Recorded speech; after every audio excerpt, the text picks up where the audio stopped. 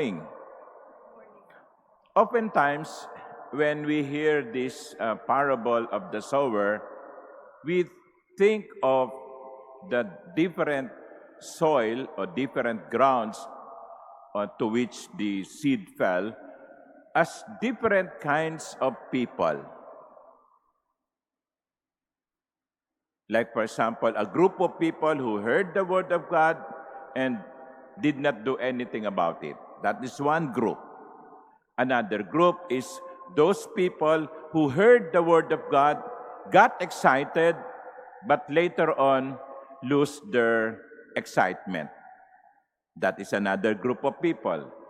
When you think that way, with different grounds or soil referring to different types of people, it is correct. That is one of the meanings of the parable. But it may also happen that in one person, you, for example, or me, this type of soils, these types of soil may exist one time or another. What do I mean? Sometimes we are so excited. We are so excited to listen to the word. You are excited to get up early in the morning. Then you go to Mass. And for a time, you are too eager to listen to the word. But sometimes, wala lang. Walang pakialam. Nothing happens. Now, the question is, at this point, what type of soil are you?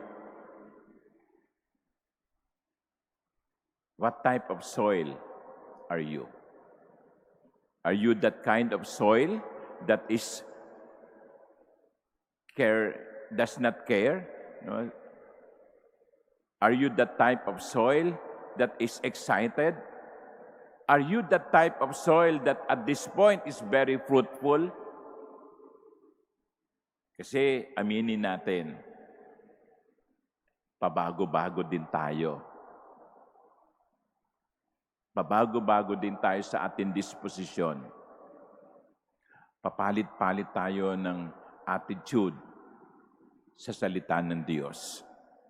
Minsan, pinakikinggan. Minsan, binabaliwala. Kaya ang tanong ko ay, sa mga sandaling ito, anong klaseng lupa kayo? Tayo.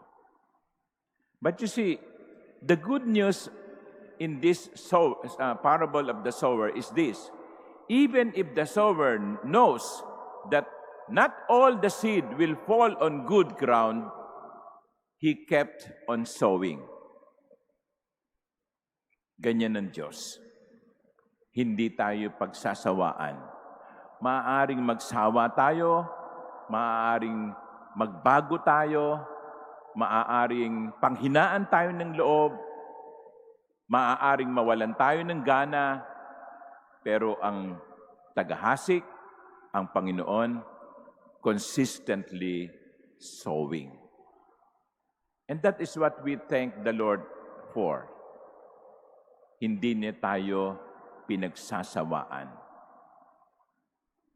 Hindi siya nagbabago sa pagkalinga sa atin. Patuloy pa rin ang kanyang pagtatanim. In this Eucharist, let us thank the Lord for His consistency, for His constant love, a love that does not change. Amen.